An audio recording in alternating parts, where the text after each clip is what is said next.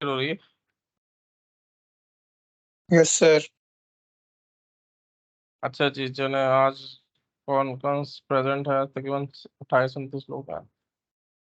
अच्छा जी, आज पूरा गो थ्रू कर लेते हैं, ज़्यादा आगे बढ़ते नहीं। हम नेक्स्ट वीक से इंशाल्लाह क्लासेस स्टार्ट होंगी इससे।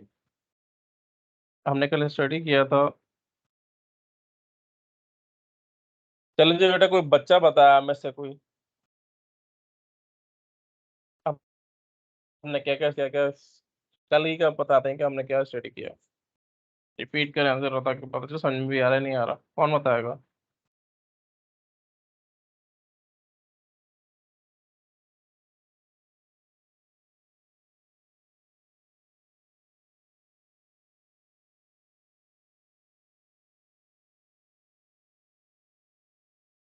सर आप ही बताएं। सर आप ही बताएं। तो भाई मैं तो बता ही रहा था ना, मैं तो लास्ट टाइम जब से बता ही रहे हैं। आज आप लोग बताएं क्या किया।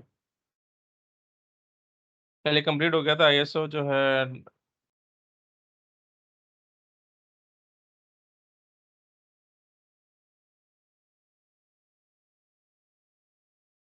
कल हमने ILO OSH 2001 के सारे कंटेंट्स पढ़ते ही 7 कंटेंट्स थे, इसमें बताया गया था पहला स्टार्टिंग फ्रॉम इसके एलिमेंट्स के कौन कौन से थे।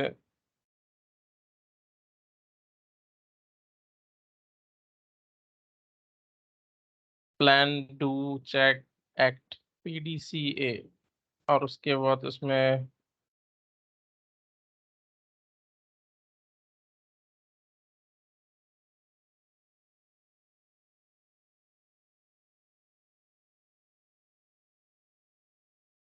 की एलिमेंट्स पर हमने इसमें पढ़े थे ये वाले policy, organising, planning, implementation, evaluation, audit, action for improvement and continual improvement।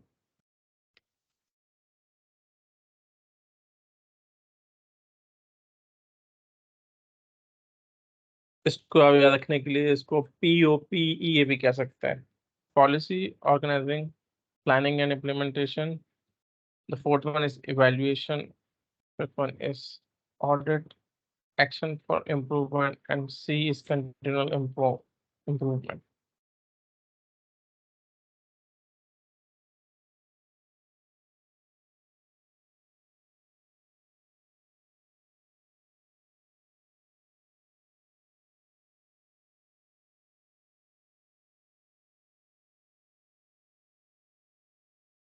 हाँ जी, कहाँ है सब?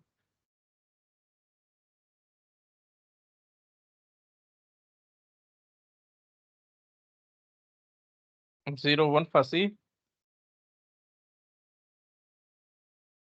जी सर। यार आज तो लास्ट क्लास है बेटा, आज तो रिस्पॉन्स है तो उसके बाद तो मिलना ही है। सारे सो रहे हैं पड़े। हमने क्या पढ़ाया था कल? हमने क्या डिस्कस किया था? What we discussed in last class? फसी टेल मी।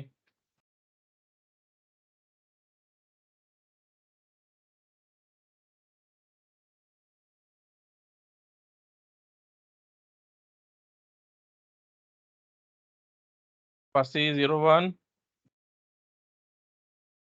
जी सर, कल सर क्लास मैंने इससे सही तरीके से अटेंड नहीं करी थी। कल मैंने क्लास ज्वाइन किया हुआ था। हाँ, लास्ट टाइम जब मैं आया था तो बिडिंग पढ़ा रहे थे आप। अच्छा चलो, बिडिंग का वही जो प्रोसेस क्लास बताओ, था, बिडिंग क्या होता है? समझ में आया था बिडिंग का प्रोसेस? वैसे वैसे तो बिडिंग नॉर्मली वैसे पता है मुझे कि किसी भी चीज़ की ऑक्शन करना या फिर किसी चीज़ के मुताबिक, जैसे हमारी पेट्रोलियम के अंदर भी जब साइट होती है, पहले लैंड एक्वायर करने से पहले उसकी बिडिंग की जाती है। ठीक है। उस तो तो कल उसके मैंने जो अंदर प्रोसेस डिफरेंस। बताया था उसमें क्या था? सर इसका ऐसे कुछ याद नहीं आ रहा मुझे अभी फिलहाल। अच्छा, एक चले मतलब मैं और लेक्चर कौन आपको रिकॉल बताएगा करूंगा तो वो तो फिर हो साथ? जाएगा। कोई है जो बताए मुझे, जो मैंने जो कल बताया था? दीपक, इबाद,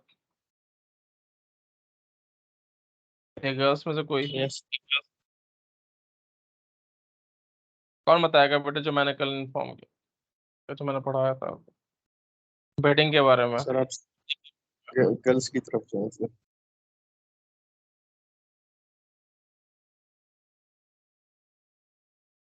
कोई भी बता दे जो उसको याद हो यार, मैंने कल बताया था इतना आसान। 7:53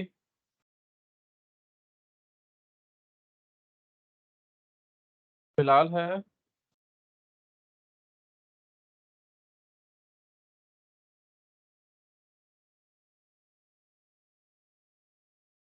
बेटा बोलो जल्दी से, मुझे बताओ क्या मैंने कल क्या पढ़ाया था बेटिंग में, क्या बताया था, कितने टाइप्स की बेट होती हैं।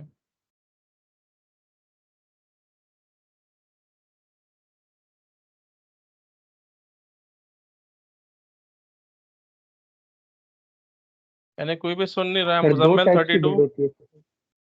सर कौन दो कौन सी? टाइप्स की सर दो टाइप्स की बेड होती है सर। आपने दो बताई थी, नाम ठीक से है आपने।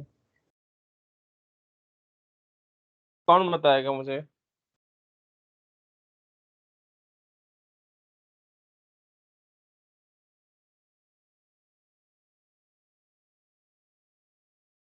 सर किसी को भी नहीं याद। क्यों नहीं याद किसी को? तो कल मुझे पूछा क्यों नहीं, अगर किसी को याद नहीं, समझ में नहीं आया था तो।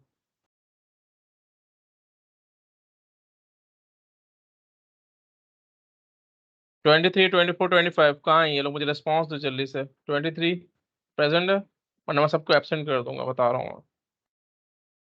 टीचर कोई बोल रहा है, बात कर रहा है। 24 भाई ये सब रिकॉर्डिंग हो रही है, तो रिकॉर्डिंग में भी देख सकता है बंदा यार, अगर टाइम मिले तो। Each and every lecture is recorded, recorded. जब रिकॉर्ड है तो उसमें बंदा गो थ्रू कर ले उसको।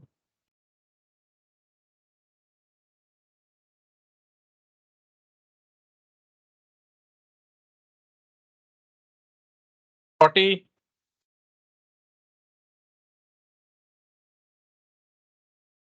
40 कहाँ है? 40 ऐसा जी बेटा।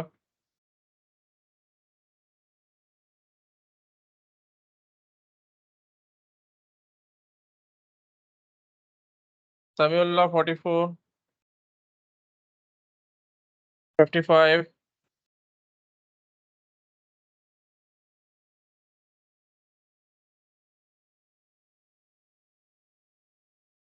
55 नहीं है।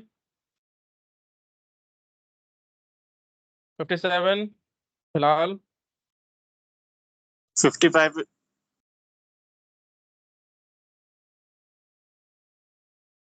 हाँ क्या 55 क्या? 55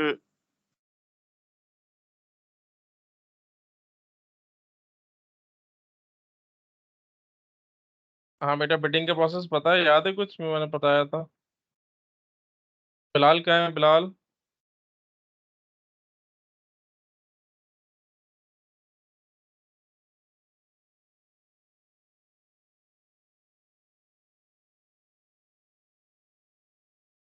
- 49,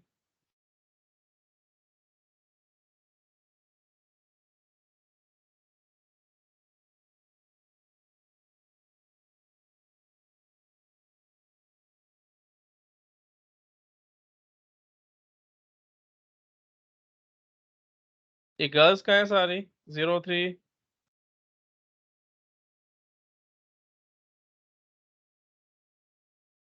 और कौन कौन है गर्ल्स में? 45। Yes sir. जी बेटा क्या बताया था मैंने बिडिंग के प्रोसेस के बारे में? सर मुझे आपका और जरिया का मिक्स करके आता है कि RFQ और RFP था कुछ, और प्रोजेक्ट होते हैं और फिर उसके बारे में प्रपोजल्स बनते हैं डिफरेंट डिफरेंट, और फिर जो प्रपोजल सब मतलब बिडिंग इस तरह से होती है, और जिसकी आई थिंक लोएस्ट वैल्यू होती है तो फिर उसकी बिडिंग एक्सेप्ट होती है। ठीक है, शुक्र है किसी ने कुछ बोला। बाकी कहाँ है सब? कितनी टाइप्स की बिड्स होती हैं बेटा?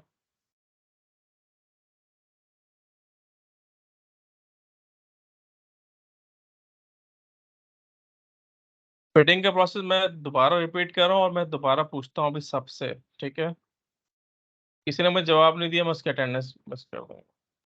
कोई फायदा नहीं है सिर्फ अटेंडेंस सब लगा के बैठे हुए हैं, कोई नहीं सुन रहा, पता नहीं क्या कर रहा है, ठीक है? Last chance. मैं दोबारा से स्टार्ट करूँ, मैं दोबारा हर एक से पूछूंगा, मैं आगे क्लास पढ़ा ही नहीं रहा अभी। जिसने मुझे जवाब नहीं दिया मैं उसको कैंसिल कर दूंगा, लाउड एंड क्लियर। मीटिंग का प्रोसेस स्टार्ट होता है RFQ से। RFQ है request for proposal, request for proposal या फिर रिक्वेस्ट फॉर कोटेशंस, ठीक है जी? हम जब भी कोई चीज़ कंपनी में रिक्वायर्ड करते हैं, या कंपनी है या ऑर्गेनाइजेशन है या कोई भी इंडिपेंडेंट बंदा, उसको जब भी कोई चीज़ चाहिए होगी, हमेशा अक्सर आपने पेपर में, न्यूज़पेपर में देखा करें, कान खोल के आंखें खोल के ज़िंदगी में देखना सीखो, चीज़ों को एनालाइज करो। अगर आप कभी देखोगे बिड न्यूज़पेपर में, अक्सर डॉन में या किसी भी इंग्लिश न्यूज़पेपर में या उर्दू में भी आता है, ठीक है? रिक्वेस्ट फॉर प्रपोजल RFQ लिखा होगा या RFP लिखा होता है। हमेशा कोटेशन तब मांगी जाती है, कोई चीज़ उनको चाहिए, कोई पंप चाहिए, कोई कोई आपको लैपटॉप्स चाहिए, कोई गाड़ी चाहिए, ठीक है?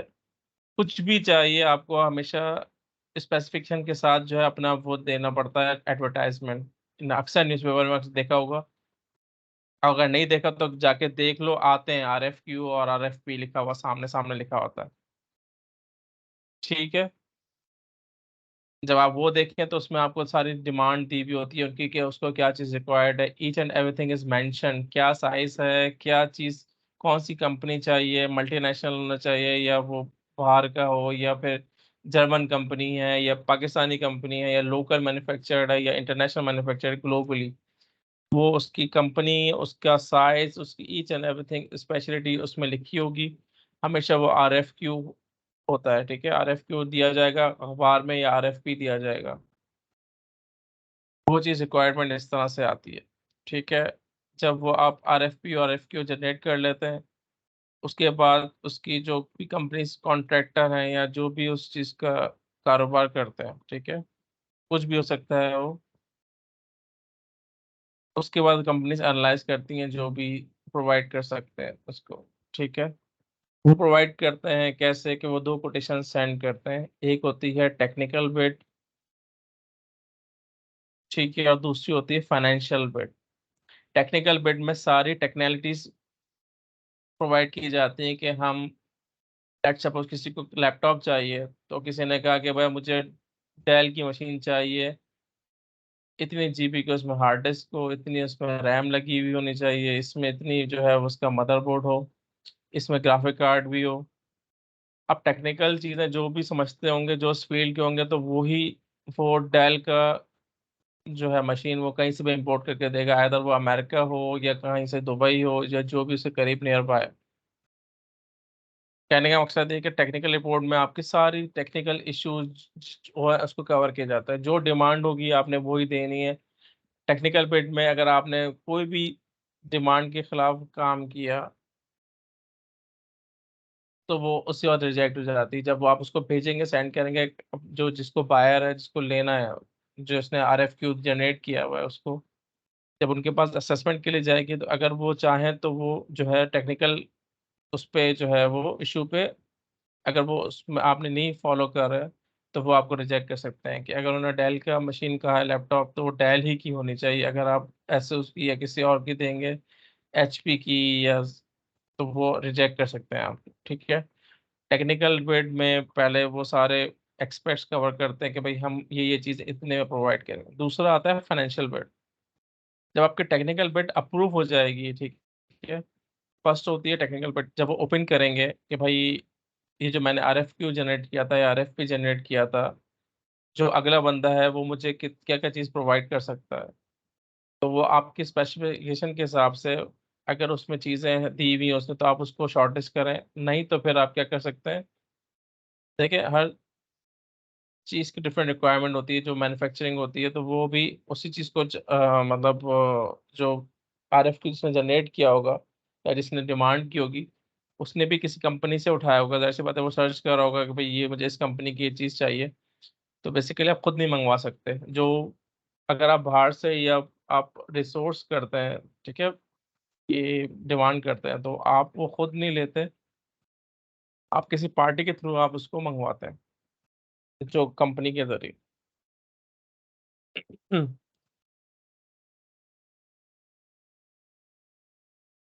तो टेक्निकल बिड में आपके पास ये चीज़ आती है कि वो सारी टेक्नोलॉजीज़ उसने पूरी कर ली, शॉर्टलिस्ट हो गए आप। अब इसमें ज़रूरी नहीं है कि एक बंदा होगा तो वैसे ही अप्रूव हो जाएगा। अगर एक से ज़्यादा होंगे, तो फिर कैसे चूज़ किया जाएगा? फिर ये होता है कि वो जो है आप सेकंड बिड जो फाइनेंशियल जो आपकी बिड है, आप उसको क्या करते हैं, जितने भी जो है वो अम जो भी जिन्होंने बिडिंग में हिस्सा लिया है, उन सब कंपनीज़ को आप बुलाएँगे रिप्रेजेंटेटिव को। उसके बाद आप फाइनेंशियल बिड सबके सामने ओपन करेंगे।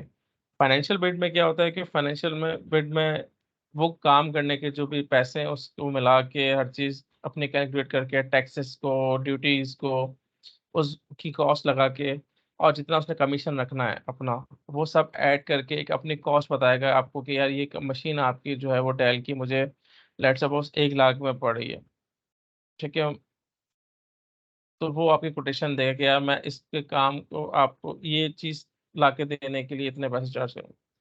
अब क्या होता है कि जब फाइनेंशियल बिड आता है तो हर कोई अपना मार्जिन रख के जो है वो मार्केट में काम करता है, क्योंकि वो उस चीज़ के पैसे लेगा, ठीक है? फ्री में तो कोई काम नहीं कर रहा। तो जो फाइनेंशियल बिड जब ओपन होती है उसका मकसद ये होता है कि कोई जो है अब जिसने लेट्स सपोज़ 1 लाख कोट किए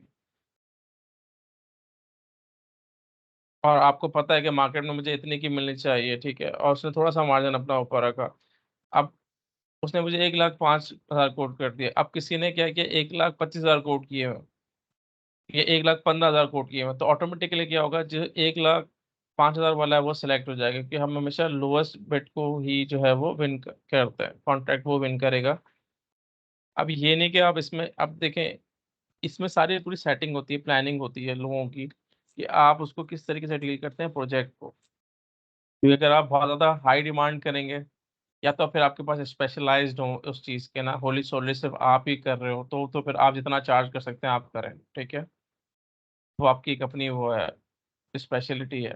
लेकिन अगर आपके पास कॉम्पिटिटर्स हैं मार्केट में, तो क्या होगा, फिर आपको देख के वो बिड जो है वो आप किसी को बताते नहीं हैं फाइनेंशियल, वो आप खुद कैलकुलेट करके देंगे, अपना मार्जिन रख के। इसीलिए जो होता है कॉन्ट्रैक्ट इस तरह से विन किए जाते हैं, कभी आपने ज़िंदगी में देखे हों, ड्रामे देखे हों या मूवीज़ देखी हों, कभी ज़िंदगी में पाला पड़ा हो, किसी ने कल लड़ाई हो, तो वो हमेशा इसी तरह कॉन्ट्रैक्ट लोग ड्रामों में अक्सर देखा जाता है कि यार वो कॉन्ट्रैक्ट विन करना है किसी भी चीज़ का, कोई ज़मीन का, कोई प्रोजेक्ट का या कंस्ट्रक्शन कंपनी है, तो वो किस तरह से विन करते हैं? वो इस तरह से विन करते हैं कि वो अपनी कॉस्ट भी शामिल करते हैं, इन्फ्लेशन भी शामिल करते हैं, जितनी जो है वो कॉस्टिंग है उस टाइम पीरियड की, तो ये प्रोसेस होती है बिडिंग की, तो वो सब एनालाइज़ करके एक अपनी कॉस्ट पे बताते हैं। उसमें होता है कि जो सबसे लोएस्ट बिड होगी जिस कंपनी की, वो कॉन्ट्रैक्ट विन करती है। क्योंकि उसमें लायबिलिटी है, काम वो मुझे पूरा करके देगी, काम हर कंपनी का पूरा करके लेकिन मुझे कमीशन अपना है, वो एडजस्ट करना पड़ता है, ठीक है?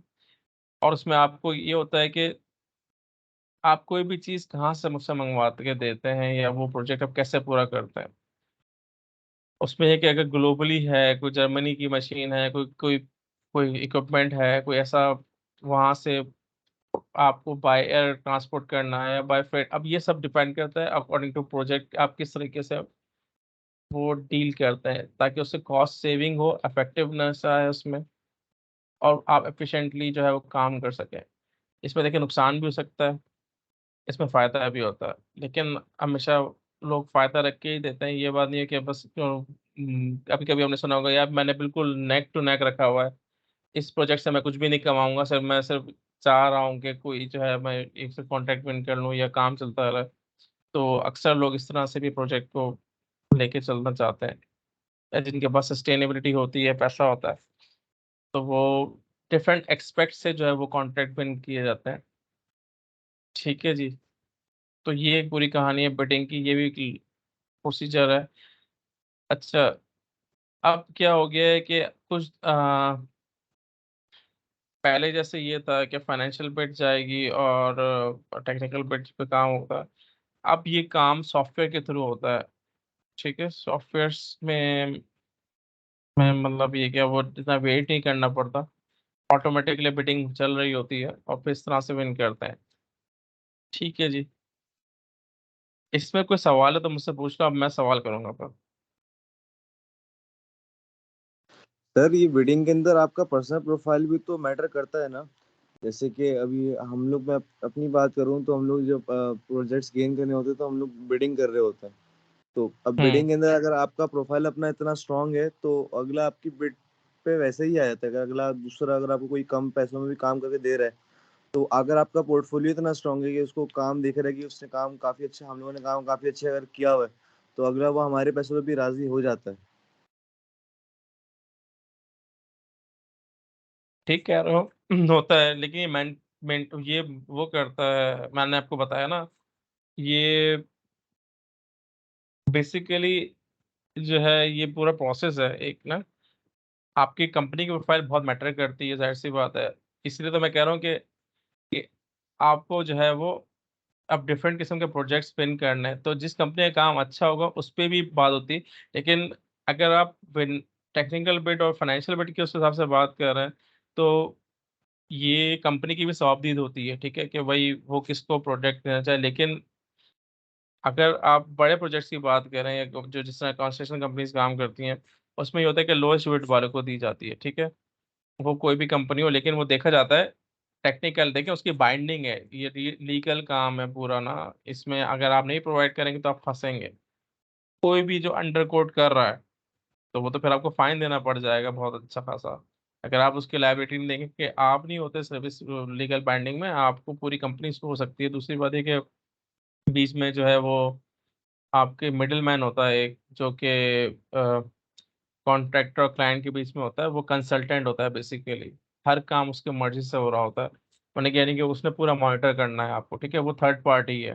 गवर्नमेंट के भी तो रूल्स है ना, क्लाइंट और कॉन्ट्रैक्टर के दरमियान जब भी काम हो रहा होगा तो बीच में एक कंसल्टेंट को हायर करना पड़ेगा आपने। वो कंसल्टेंट विल बी, वो बीच में रह के वो दोनों को मॉनिटर करता है, क्लाइंट को भी कि उसने क्या काम दिया था, और डबल चेकिंग करता है दोनों पे, क्लाइंट पे भी करता है, कॉन्ट्रैक्टर पे करता है। जो भी जो है, अगर आप कोर्ट में जाते हैं तो वो जो एक कंपनी होगी, जैसे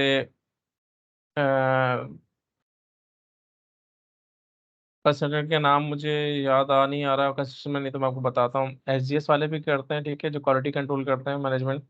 और एक और कंपनी थी यार, मुझे नाम ध्यान से निकल गया, ठीक है, वो बीच में होते हैं, ठीक है, जेल वाले, जेल।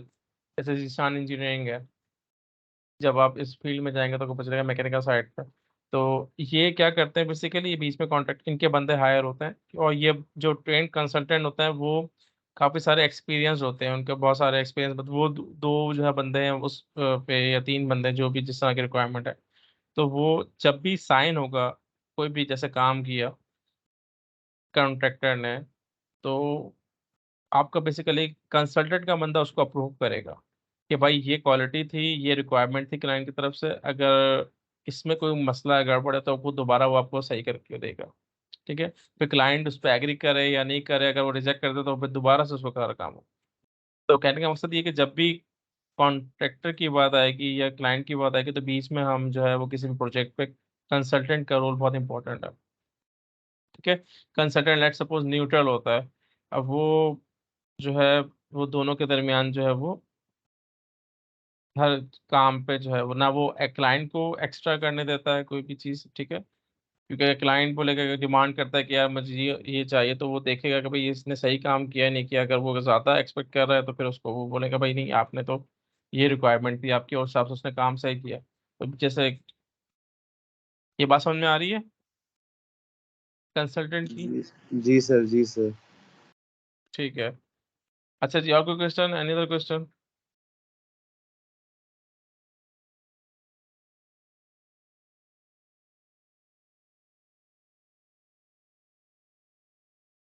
अच्छा भाई, मैं अटेंडेंस खोल रहा हूँ।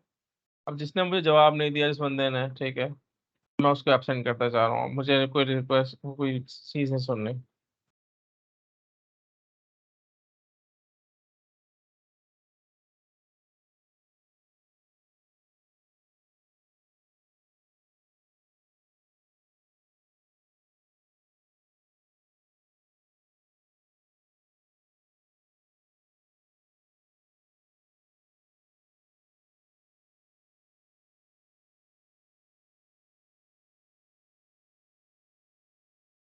Okay,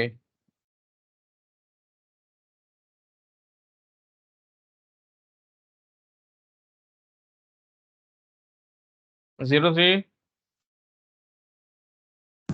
yes sir. जी बेटा, बिट्स के टाइप बताएं और बिडिंग का प्रोसेस भी थोड़ा डिफाइन करें। सर बिड्स की टाइप में हमारे पास फाइनेंशियल बिडिंग होती है और टेक्निकल बिडिंग होती है। टेक्निकल बिडिंग हमारी जो स्पेसिफिकेशंस होती है, जो रिक्वायरमेंट होती है कि हमें किस तरह की मतलब इक्विपमेंट वगैरह चाहिए, तो उसके लिए होती है। और जो कि फाइनेंशियल बिडिंग उसकी मतलब एक तरह से कॉस्ट वगैरह होती है कि हम जो मटेरियल चाहिए उसकी क्या कॉस्ट होगी, फिर जो कंपनी बना के देगी उसको कितना रखना पड़ेगा अपना मार्जिन, तो ये होता है। तो हमारे पे हम पहले क्या करते हैं कि हम RFQ और RFP होता है, ठीक है, प्रोजेक्ट के लिए बनता है। और फिर डिफरेंट कंपनीज उसकी पहले टेक्निकल बिडिंग सबमिट कराती हैं, स्पेसिफिकेशन जो रिक्वायर्ड चीज़ें होती है, मतलब जो हमारा क्लाइंट है उसकी स्पेसिफिकेशंस के मुताबिक, ठीक है। उसके बाद फिर जो है अगर स्पेसिफिकेशंस मैच करती है तो फिर उसके बाद फिर फाइनेंशियल बिडिंग सबमिट कराई जाती है। फिर जिसकी लोएस्ट बिड होती है तो उसको एक्सेप्ट किया जाता है। ठीक है, गुड। 14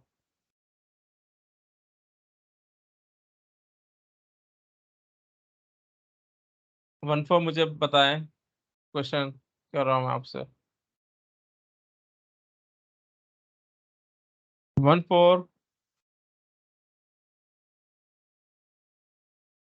नहीं है, ओके, मैं एब्सेंट मार्क कर रहा हूँ। शेव 15 दानियाल। Yes sir. जी बेटा, रिपीट द प्रोसेस, बिडिंग का क्या है?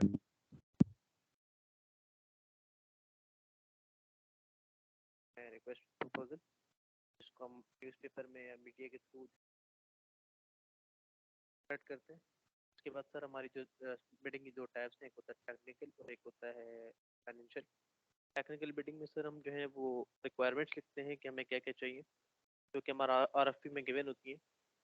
तो जब आप कोई भी कंपनी जो है वो RFP को के ऊपर इम्प्लीमेंट करती है तो वो सबसे पहले टेक्निकल बिडिंग करती है, ठीक है। हमें जो है ना जो चीज़ हमने RFP में दी होती है उसके उसके अकॉर्डिंग कि भाई हमें क्या चीज़ चाहिए और उसकी कौन सी कंपनी है, क्या स्पेसिफिकेशन हो, कि और टेक्निकल बिडिंग में आता है। और उसके बाद फाइनेंशियल बिडिंग में ये आता है कि जो भी कंपनी जो है वो टेक्निकल बिडिंग सबमिट करवाती है और टेक्निकल बिडिंग एक्सेप्ट होने के बाद जो है वो अपनी फाइनेंशियल बिडिंग भी सबमिट कराती है, जिसमें वो बताती है कि टोटल इसका कितना जो है वो एक्सपेंसेस हैं। मतलब जो है ना, फर्स्ट कर रहे हैं, अगर आप इंपोर्ट कर रहे हैं तो बाहर से इंपोर्ट के चार्जेस कितने लगे, कस्टम ड्यूटी कितनी लगी है, और वो मशीन जो हमने इंपोर्ट कराई है उसके कितने चार्जेस हैं, उसने अपना कितना मार्जिन रखा है, ये सब जो है ना वो बताती है। और जो फिर लीस्ट एक्सपेंस हमें पड़ता है हम जो है ना उसे ओके कर देते हैं। ठीक है, ओके।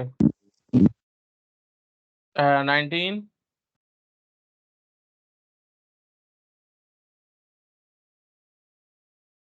इमरानुल्लाह।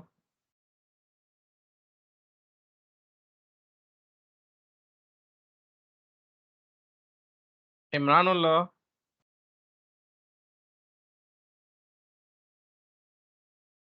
ठीक है जी, ऑप्शन है 20 दीपक। Yes sir.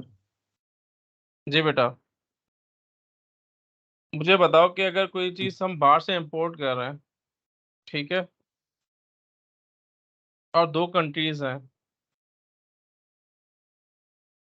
तो हम उसको कैसे बिडिंग में हम प्रोसेस को हम क्या हम चेक करेंगे उसमें कि भाई हम कहाँ से इसको इंपोर्ट करें और उसका फायदा क्या होगा बिडिंग का? इसका तो पता नहीं है मुझे सर।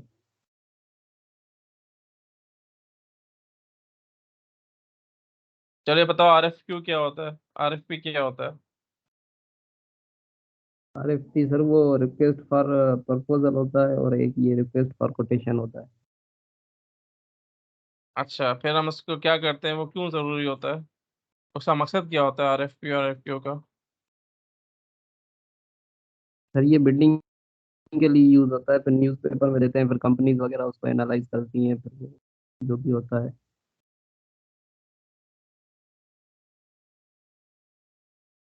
अच्छा, और फाइनेंशियल बिड क्या होती है?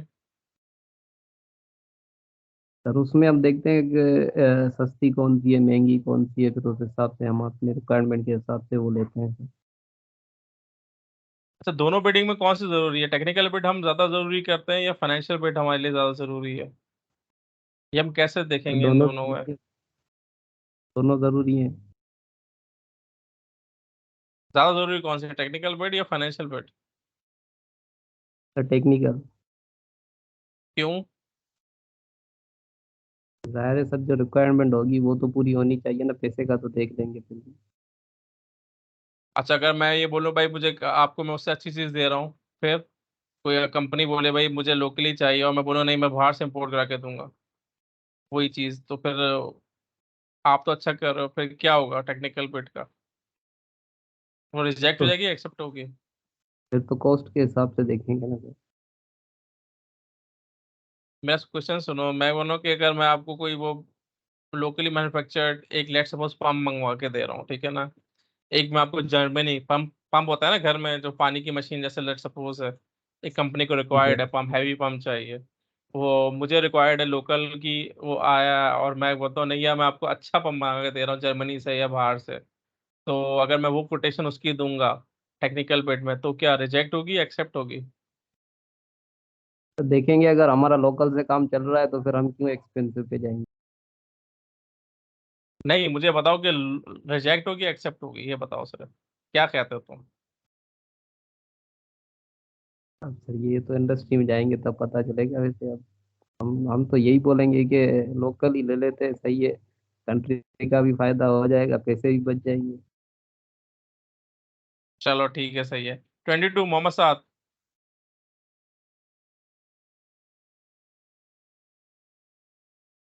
22 है या नहीं है? नहीं है शायद। 22 नहीं है, 23। Yes sir. जी बेटा, कम क्वेश्चन मुझे जो मैंने भी पूछा है सभी वो मुझका आंसर बताएं। टेक्निकल बिट में अगर कोई चीज़ हम कहते हैं कि यार उसमें लोकल दी हुई है, ठीक है, और अगर हम कहें कि कोई हमें कंपनी ऑफर करे कि यार मैं आपको जर्मनी से अच्छा मंगवा के दे रहा हूँ, तो उसमें जो है वो टेक्निकल बिट एक्सेप्ट होगी या रिजेक्ट हो जाएगी? सर पहले तो सर हम देखेंगे ना कि अगर लोकल से काम चल जाए तो, अगर नहीं हो रहा तो फिर हम एक्सेप्ट ही होगी। एक्सेप्ट होगी। Yes, sir. I'm present 22. कहाँ थे भाई पहले? सर पहले क्लास लीव कर दी थी, फिर उसके बाद अभी थोड़ी देर पहले फिर लेफ्ट हो गई थी, अभी दोबारा ज्वाइन किया सर। क्यों भाई, क्यों हो रहा है ये मसला तुम्हारे साथ, क्यों हो रहा है, बाकी तो किसी के साथ नहीं हो रहा? सर बच्चे किक आउट कर देते हैं। तो मेरे साथ भी हो रहा था, बार बार से लीव हो जाती है। इसका नहीं सर, ये मेरे साथ भी हो रही है। बार बार कोई सर मेरे remove कर साथ भी हो रहा है, कोई रिमूव कर रहा है सर। सर वो थोड़ी देर रिमूव कर ही नहीं मतलब सकता है कोई, सबको मैंने अटेंडेंस अटेंड ही बनाया हुआ है, कौन जो रिमूव कर रहा है? सर मेरे साथ भी एक दफा हुआ था, लेकिन मसला है कि पता नहीं चल रहा। अच्छा, ये सर दोबारा ऐड हुआ है अटेंडी ना तो हमने 22? बाद में बनाया है। अब या तो अटेंडी आपने 22 बाद बनाया है या 22 है या फिर 42 है जो रिमूव कर रहा है आपको? जैसा पे नहीं कर। ओके, तो सवाल मेरा था समीर से, ऐसा 22 से मैं भी क्वेश्चन करता हूँ वरना तुम्हारी अटेंडेंस तुम्हारी। हाँ जी समीर, 23 एक्सेप्ट होगी बिड या रिजेक्ट होगी? इंशाल्लाह एक्सेप्ट होगी। इंशाल्लाह का चक्कर नहीं है बेटा, ये रिजेक्ट हो जाएगी। ठीक है, अच्छा मैं बोलता हूँ, ठीक है सही, 24 जीरक। Yes sir. जी बेटा, बिड एक्सेप्ट होगी और रिजेक्ट होगी? मैंने कहा रिजेक्ट होगी, क्यों होगी? यस सर, रिजेक्ट होगी क्योंकि अगर आपके लोकल में भी नीड्स पूरी हो रही हैं, टेक्निकल नीड्स पूरी हो रही हैं, तो उसी की तरफ जाएंगे फिर। बेटा ये फाइनेंशियल बात एस्पेक्ट भी क्योंकि देखना होता है, तो नहीं, उस ये वजह से। बात नहीं है। देखें, ये बात नहीं है, सबके लिए मैं बता रहा हूँ। जी कौन? किसने बोला है अभी? अच्छा, ये मैं क्लियर कर दूं कि क्यों नहीं हो, क्यों रिजेक्ट होगी। बेसिकली देखिए, टेक्निकल बिट होती इसलिए कि जब कंपनी जिसको जो रिक्वायरमेंट है वो उस हिसाब से देगी, ठीक है। उसको भी पता है कि ये लोकली भी अवेलेबल है, मुझे कितनी रिक्वायरमेंट है। अब मैं एक चीज़, कंपनी मुझे हैवी मशीनरी नहीं चाहिए, ठीक है, मुझे लोकली काम मेरे से चल जाएगा और अच्छा कंपनी यहाँ बना रही है मैन्युफैक्चरिंग, तो मैं क्यों बोलूँ कि मुझे जर्मनी से होम चाहिए, भले वो 100 गुना अच्छा हो। ठीक है।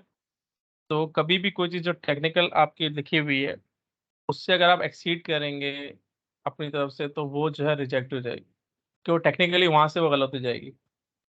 लाइक सपोज आपने बात की कि यार मुझे सुजुकी की एक गाड़ी रिक्वायर्ड है, ऑल्टो 660 सीसी। अगर आप उसको जापानी ऑल्टो देंगे, जापानीज, वो रिजेक्ट है, क्योंकि एक तो कॉस्ट आएगी डिफरेंट, उसके बाद टाइम लगेगा उसको। क्योंकि देखिए, एक कंपनी की रिक्वायरमेंट है, हो सकता है उसको एक हफ्ते में 3 दिन में चाहिए कोई चीज़ ना। अब वो उसके लिए जापान से इम्पोर्ट करेगा, या वो वहाँ से लेके आए, या फिर वो जब बहुत अच्छी चीज़ हो, तो आपने अपनी तरफ से उसको कुछ भी इम्पोर्ट नहीं करना, ठीक है। जैसे ही वो टेक्निकली जो है वो डिस्क्वालीफाई हो जाएगा ऑटोमेटिकली।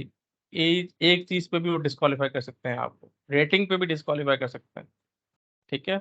तो मशीन या कोई भी कंपनी या कोई भी चीज़ आपको रिक्वायर्ड है, अगर बिडिंग में टेक्निकल वो बिड वो दे ही इसीलिए रहा है ना, वो इसलिए रिक्वायरमेंट लिख के देते हैं। कभी आप आरएफक्यू पढ़िएगा, कभी आपको आप मौका मिले तो आरएफपी को आप कंसल्ट कीजिएगा, उसमें एक एक चीज़ मेंशन होती है, एक एक चीज़। वो देने का मकसद ही यही कंपनीज का, कि अगर आपने कोई और चीज़ उसके अलावा कोड की है, तो you will be technically disqualified, ठीक है। तो वो आपने कोई भी इसमें चेंजिंग नहीं करनी, ठीक है। Is it clear? उस्मान 26, बल्कि 24 का है, जीरक 24। Yes sir. Yes sir. जी बेटा, समझ में आया? जी जी समझ आ गया। आप रिपीट कर दो मैंने जो पढ़ा। सर आप ये कह रहे हैं कि कोटेशन मतलब मीट होनी चाहिए सबसे पहले टेक्निकली, कि जो चीज़ मंगाई है वो उतने ही दिन में डिलीवर हो जाए, चाहे वो मशीनरी हो कुछ भी हो। तो अगर वो नहीं होती है, एक भी चीज़ अगर फेल हो जाती है टेक्निकल एस्पेक्ट से, तो वो फिर मतलब रिजेक्ट हो जाएगा प्रपोजल। देखिए, आप समझ, शायद आप ठीक हो, लेकिन समझे ही नहीं। मैं जो टेक्निकल टाइम फ्रेम की बात की ना, देखें, आपने मुझे कोई कोटेशन मैंने भेजी है।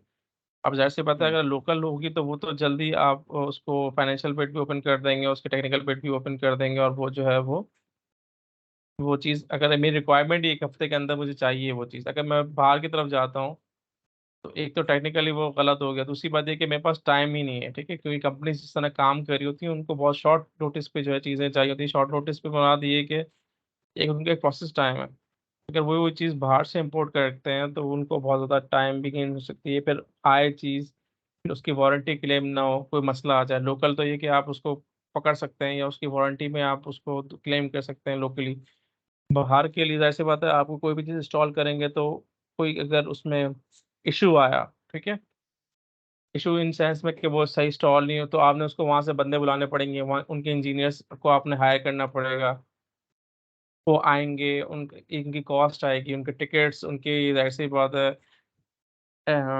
वारंटी में होगी, तो जाहिर सी बात है उतनी कॉस्ट नहीं आएगी। लेकिन जाहिर सी बात है, कोई बंदे को आप बाहर से लेके आते हैं टेक्निकल, तो वो लोकली, तो अगर आप उससे काम करेंगे तो वो तो फिर उसकी वारंटी क्लेम नहीं होगी, ठीक है। तो इसी तरीके से लॉन्ग प्रोस्पेक्ट में देखा जाए तो ये इश्यूज आते हैं, कि अगर आपने कोई बाहर से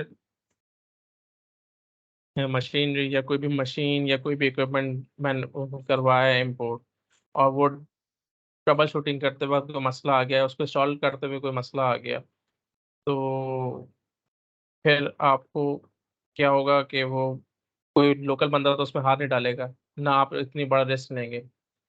तो जब वारंटी क्लेम करेंगे, तो आप उन्हीं के बंदों को बुलाएंगे बाहर से, फिर वहाँ से बंदे आएंगे, वो एक कॉस्ट होगी उसकी, आने जाने की, खाने पीने की, रहने की, होटलिंग की, कितने दिन का काम है, जितने दिन वो आके रहेंगे तो आपको एक्सपेंस बढ़ता जाएगा।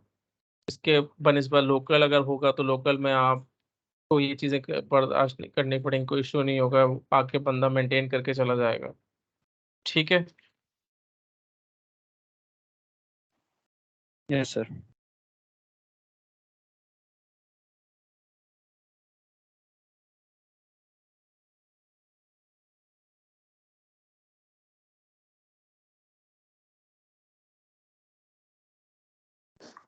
Sir 19 sir.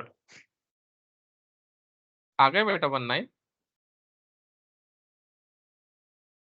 26 का है, 26 है या नहीं है? तुमसे बात करता हूँ मैं, 26 को पहले बोल दो।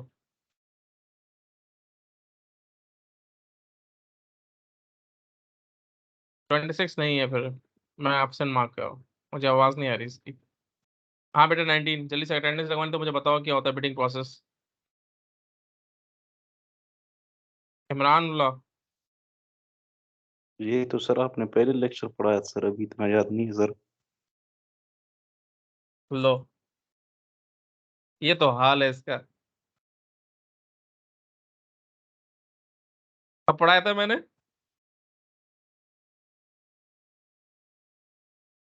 सर मेरे ख्याल में सर इससे पिछला वाला लेक्चर था सर। और अभी जो मैं रिपीट कर रहा हूँ, मेरा गला खुश्क हो गया 1 घंटे से बोलते बोलते रोजे में। वो सर वो मेरा नेट का सर थोड़ा मसला था सर, सॉरी सर। अच्छा जी, चलो तुम तो खामोश रहो पे। 29 बिलाल। अस्सलाम वालेकुम सर, आवाज़ आ रही है आपको मेरी? कौन हो भाई? 26 सर। जी बेटा, आ रही है। सर माइक इशू था, इस वजह से नहीं आ रही थी पहले आपको। जी सर पूछें। बताएं बिडिंग का प्रोसेस क्या होता है। सर बिडिंग का ये होता है कि जो बायर होता है, परचेज़र कंपनी होती है, वो सबसे पहले RFQ या RFP जनरेट अपनी करती है और उसको मार्केट में एनालाइज के लिए भेजती है।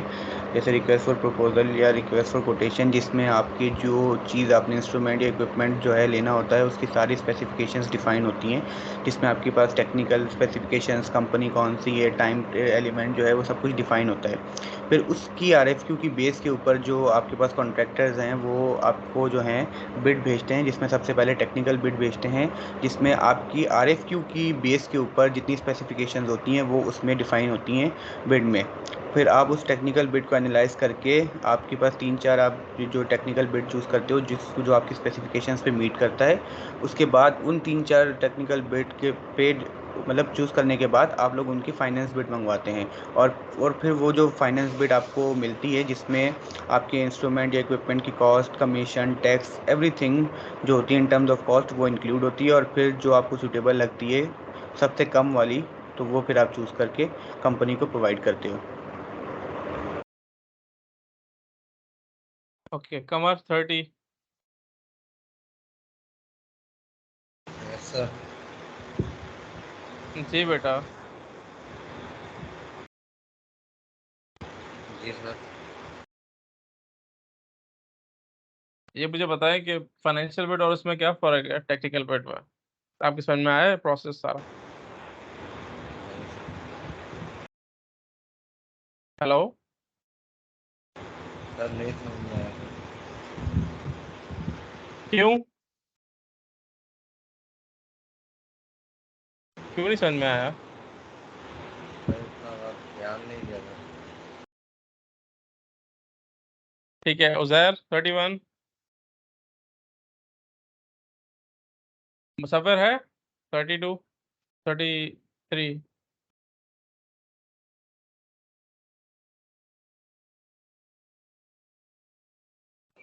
जी जी सर। हाँ भाई, मुझे बताओ। अब तो समझ में आना चाहिए सबके, अब तो इतना रिपीट कर दिया सबने। जी सर, थोड़ा बहुत समझ तो आया है। जो समझ में आया मुझे बताओ बिडिंग के बारे में। सर बिडिंग के दो टाइप्स होते हैं, एक तो फाइनेंशियल बिड होता है और दूसरा टेक्निकल बिड होता है। जो फाइनेंशियल होता है वो सोल पार्ट होता है और दूसरा टेक्निकल बिड जो होता है वो वेल डिफाइंड होता है। उसकी स्पेसिफिकेशन हर चीज मतलब डिफाइंड होती है।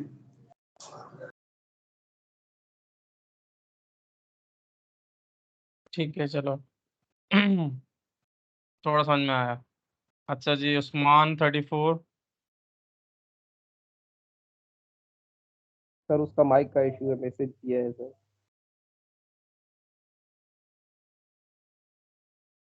अच्छा जी, चलें। आमना और जवेरिया 41 42। Yes sir. जी बेटा, बिडिंग का प्रोसेस समझ में आया आपको, तो रिपीट करें। यस सर, कंपनीज RFQ या RFP प्रपोज करती हैं, जो भी रिक्वायरमेंट होती है उनकी, फिर जो भी कंपनीज उनकी रिक्वायरमेंट पूरी कर सकती हैं वो टेक्निकल प्रपोजल सेंड करती हैं। पहले चेक होता है कि उसमें जो रिक्वायरमेंट्स पूछी गई हैं वो कंप्लीट है, तो फिर वो एक्सेप्ट होता है। उसके बाद फाइनेंशियल बिडिंग होती है, उसमें सारी कंपनीज के जो बिडिंग अमाउंट है उसको सेम डे पे ओपन करते हैं, और फिर जिसका लोएस्ट बिड होता है उसको फिर वो प्रपोजल दे देते हैं, और फिर फर्दर उस पर काम शुरू होता है। ठीक है, आमना मुझे बताया कंसल्टेंट क्या होता है। कंसल्टेंट का मैंने टर्म यूज की है बीच में, कि कंसल्टेंट को कैसे डिफाइन करेंगे। 41 41 है या नहीं है? 41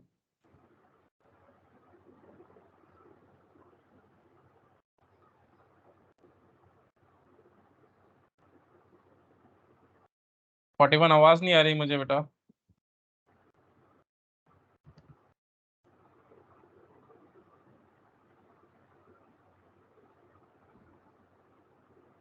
को मैं एब्सेंट मार्क कर रहा हूँ।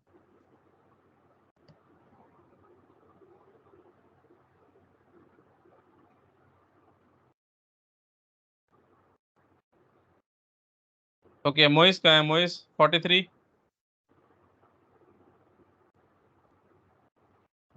अच्छा, मोइस नहीं है, एब्सेंट है। ओके, मोइस के अलावा शाहजेब साइड गई 45 45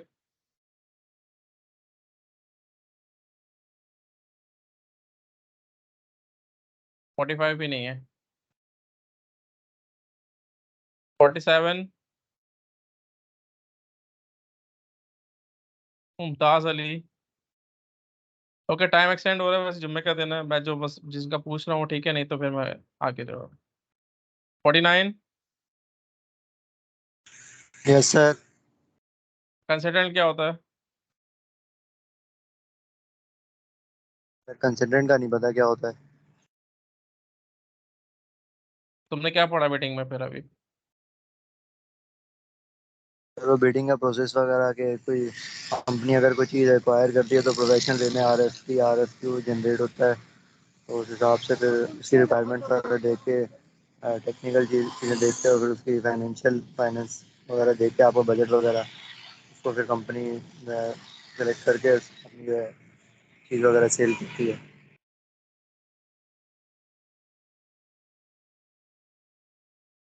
ओके,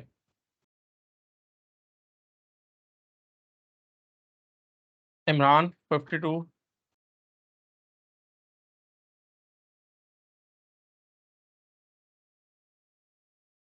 नहीं है। 53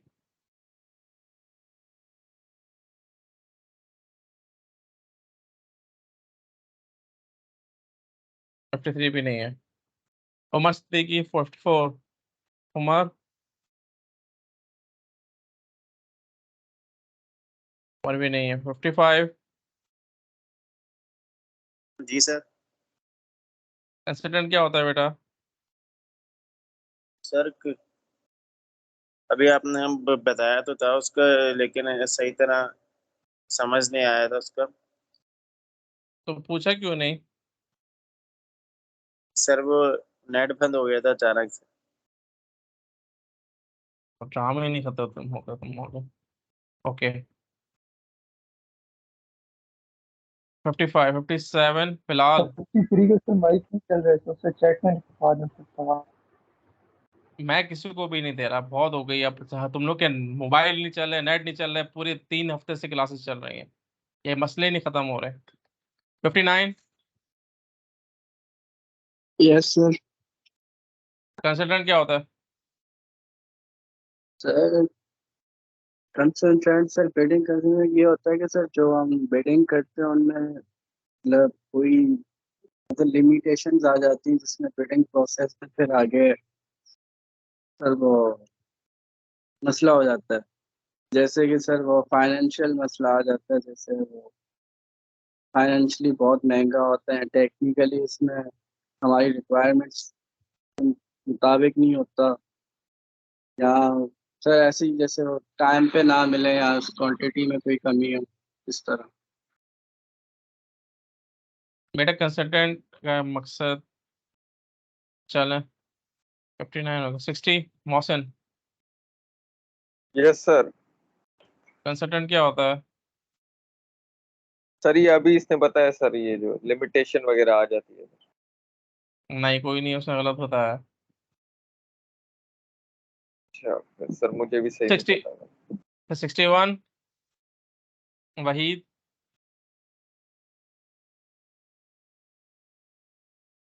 सिक्सटी वन है नहीं है? सर 41 की अटेंडेंस लगा दो, उन्होंने चैट में लिखा है कि उनका माइक वर्क नहीं कर रहा।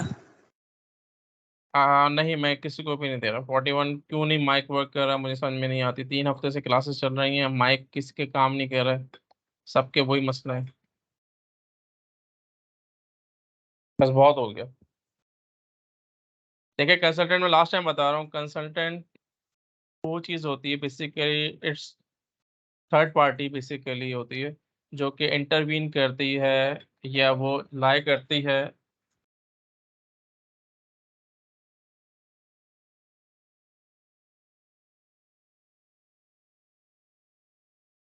बेसिकली एक थर्ड पार्टी कंसल्टेंट हम हायर करते हैं जो कि फरीक बनती है बिटवीन दोनों के, क्लाइंट के और कस्टमर के। एक कंपनी होती है बेसिकली, उसमें कंपनी में बंदे आते हैं, ऐसी बात है, वो मॉनिटर करते हैं आपके दोनों रिक्वायरमेंट्स को दोनों तरफ से, कि कोई ज्यादती ना करे किसी के साथ, ना कॉन्ट्रैक्टर गलत काम करे।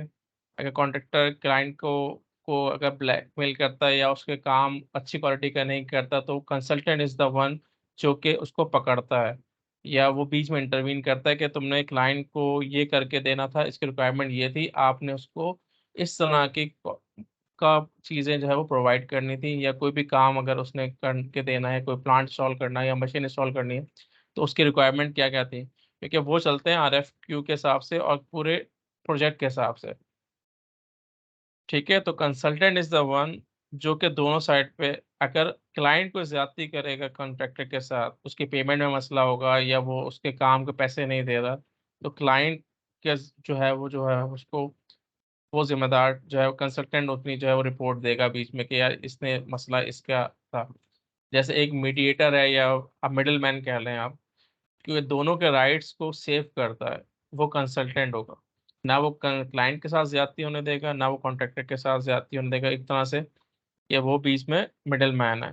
तो कंसल्टेंट एक ऐसी कंपनी है जो कि क्या करती है, एक बीच में जो है वो इंटरवीन करती है, हम उसको हायर करते हैं क्योंकि वो दोनों के उसके मुताबिक आती है, क्योंकि उसमें हाईली क्वालिफाइड बंदे होते हैं जिनको क्वालिटी कंट्रोल भी पता है, जिनको क्वालिटी कंट्रोल की भी आइडिया है पूरा, और वो मेंटेनेंस भी जानते हैं, सारे सर्टिफिकेशन सर्टिफाइड बंदे होते हैं। ठीक है, QA QC के जो है वो पूरे ट्रेनिंग्स होती हैं, वो उन्होंने की हुई होती हैं, तो वो उसको पूरा बीच में जो है वो देख रहे होते हैं, through out the project life cycle वो रहते हैं, स्टार्टिंग ऑफ द प्रोजेक्ट और जब तक एंड नहीं हो जाता।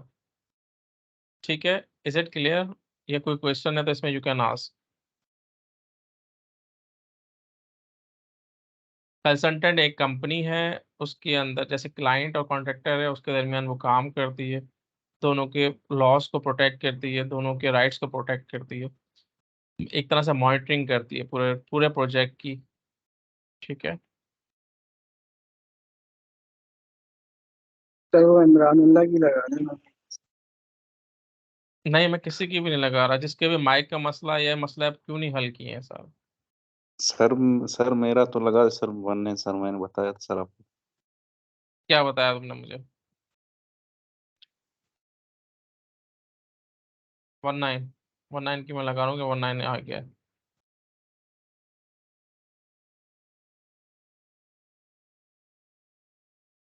ठीक है जी, today is the last class, इंशाल्लाह मुलाकात होगी फिजिकल क्लासेस में आफ्टर ईद।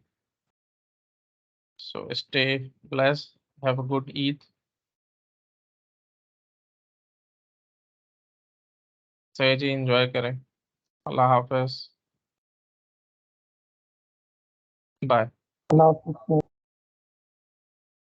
अल्लाह हाफिज। और इसको गो थ्रू कर लीजिएगा, कोई चीज़ रह गई तो ठीक है जी। ओके जी, अल्लाह हाफिज। अल्लाह हाफ़िज़।